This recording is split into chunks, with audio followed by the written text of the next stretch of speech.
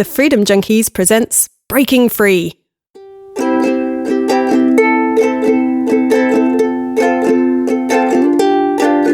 I'm Ems Rickson, and this is Breaking Free, the podcast where I talk honestly about addiction, how it has affected me, and the things I do to break free, in the hope it will help others who want to do the same.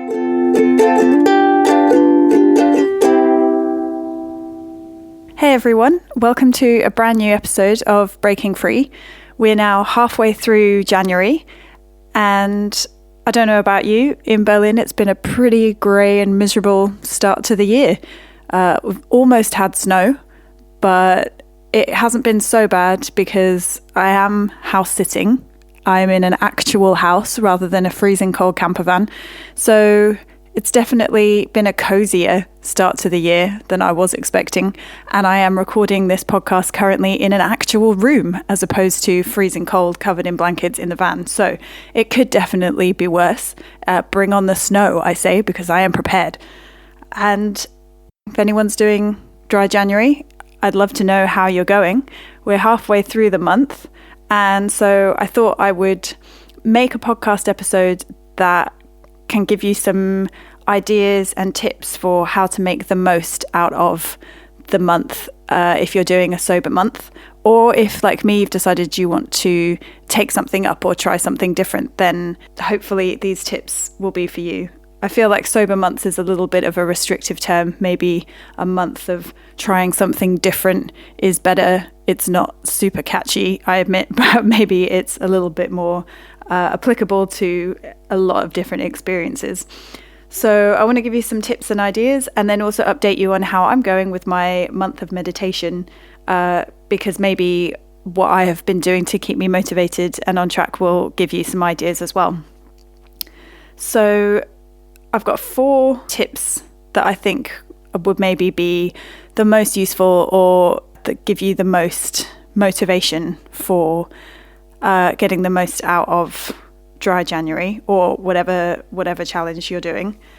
I've been reading a lot, and I've been listening to a lot of different podcasts to give me some ideas and motivation for this month. So I've kind of distilled down the ones that I think are most useful and ones that I myself have used in the past to give you some tips. So the first one, the one that is possibly the most important, is figuring out how to change your mindset around the idea of dry January. I think that using words like challenge can make the whole thing seem like a challenge, like something that is an uphill struggle that you have to put a lot of work and effort into pushing through until you reach the end.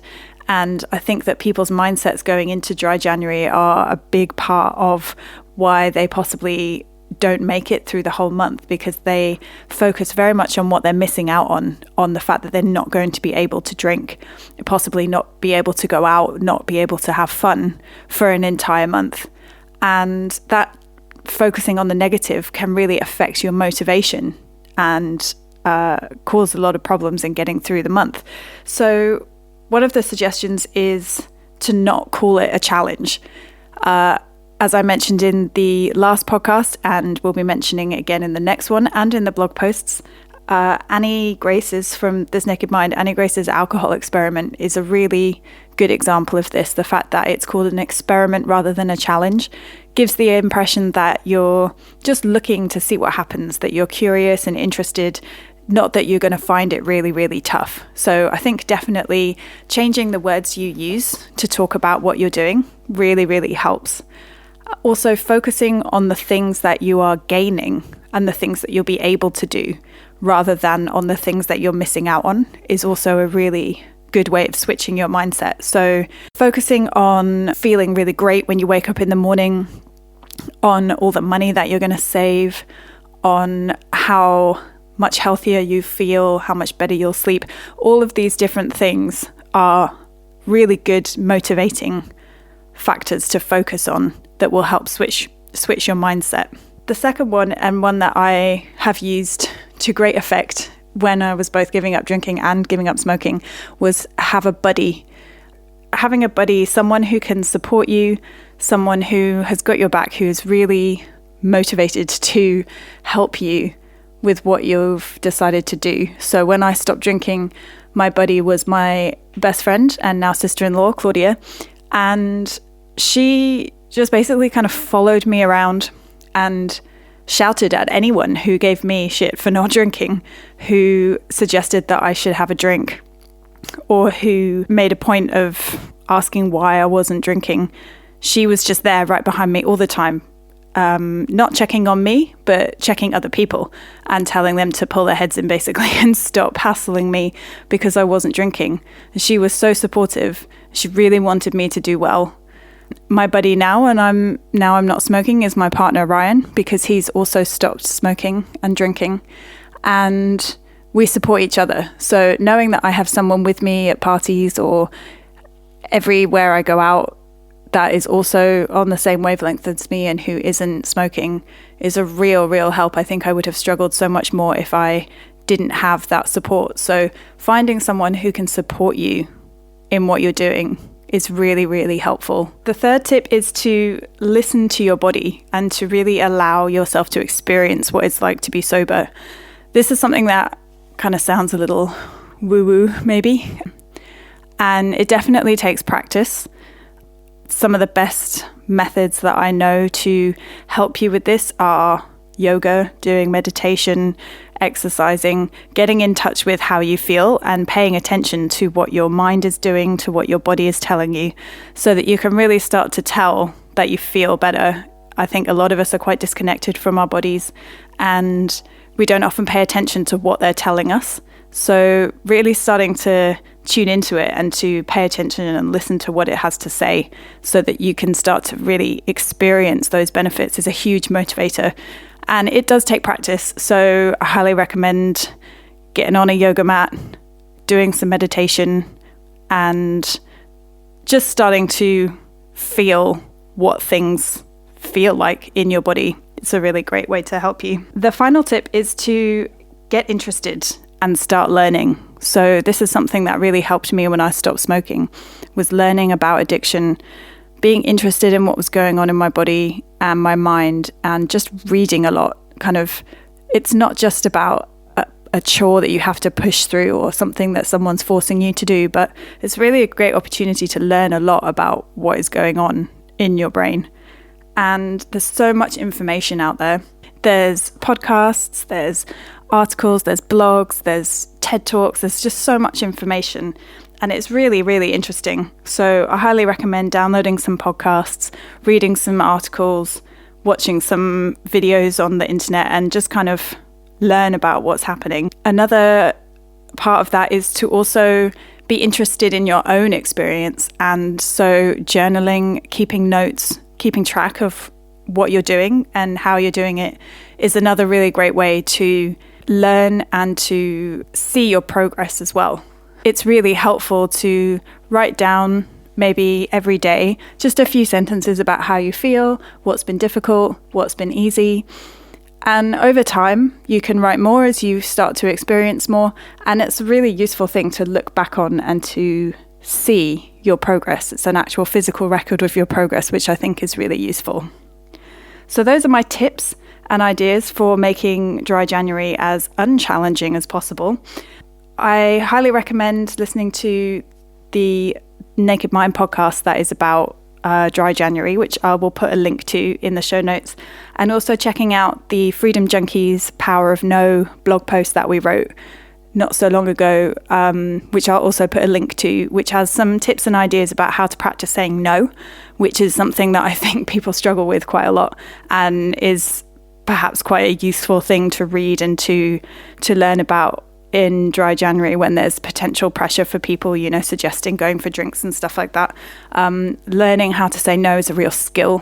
And so check out that blog post. Hopefully you'll find that useful and interesting. So this month, as I mentioned in the last podcast, I've decided that I'm going to do a month of meditating, and it's been going really well. So we're 2 weeks into January and I have meditated every day.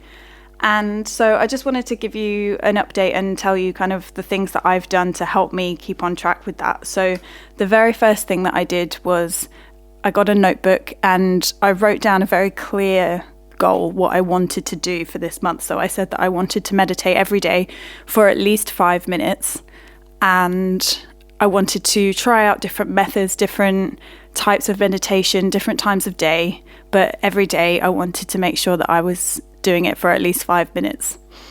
Then I went online and I did a little bit of research. I found some articles about different styles of meditation. I downloaded some apps as well. If you're someone who's super into technology, then apps can be a really good way of sort of engaging you. If you like to play with your tablet or your smartphone, then, you know, I had quite a lot of fun fiddling around with the different features on the apps, finding like chanting and singing bowl noises and all that kind of fun stuff. The only problem that I have with the apps, well, I have two problems. One of them is that the free trial versions of almost all of the apps are great, but pretty limited compared to what you could get access to if you paid. And so it starts off pretty good, but very quickly starts to become quite limited because you can't access the majority of what's in the app. And the other problem that I have with them, which is maybe specific to me, but they all need Wi-Fi to work properly. And so while I'm house sitting in this lovely apartment, Wi-Fi is not really an issue. But when I go to the van or when I don't have constant internet access, it's a bit of a problem. So I'm using them as a way to get me motivated, but I'm kind of trying to figure out other ways of meditating without them because I don't feel like I will personally be able to rely on them. But if you have constant internet access, then that shouldn't really be a problem, and they are pretty helpful. I like how they keep track of things. They keep your stats. If you're someone who likes to gather data like that kind of stuff, then apps like that can be really, really useful. Also, the other thing I did was I signed up for a yoga course, which is a 3-week course. It's cost quite a lot of money, so I've made a kind of quite big personal investment in learning more about yoga, learning more about meditation, and using this time, the month that I've chosen to learn more about meditation, to sort of really, really focus on it. So the yoga classes that I'm doing have quite a big focus on meditation. And so I'm learning loads of really interesting stuff, and I'm just kind of trying to incorporate that into my daily meditation, which I'm finding really interesting. I'm finding all kinds of cool things to be looking up online, and that's sort of really keeping my interest going. So the main challenge that I found at the beginning was just getting into that routine of making sure that I do it every day. At the moment, that's quite easy for me because I'm getting up in the morning to go to these yoga classes, so I am up every day. So I just make sure I get up about 10 minutes earlier than I normally would so that I can do my meditating. I think the challenge for me is going to be when I'm moved back into our van and back at work, because at the moment I also have a lot of time to devote to this. So I'm making the most of that time, but the challenge for me, I think, will be once this month is over and carrying it forward into my regular life once I'm back at work and once I'm back in the van and all that kind of stuff. So I'm really trying to focus on this month, setting up as many good habits as I possibly can. So I'm making notes every day. I'm writing down what I'm doing and how it's making me feel so that I can keep track of my progress, which I'm pretty sure I think I'm making progress. It's definitely getting easier to incorporate it into my morning every morning. Now I just know that when my alarm goes off, I get up and I sit down and I spend between 5 and 10 minutes now meditating. So hopefully there's some useful information in there. I would say definitely figure out what it is that appeals to you. I quite like apps and technology, but I get bored with them quite quickly, and I find them limiting in lots of ways. So I've used it to help kind of get me started, but there are other things that I'm more interested in, like this yoga course that I'm taking that is getting me more fired up and more interested. So figure out what it is that you like to do, what interests you and how you like to interact with things, and use whatever tools you can find at your disposal. There's so much information out there for pretty much anything you want to do. If in doubt, YouTube video, there will be one on whatever it is you want to do.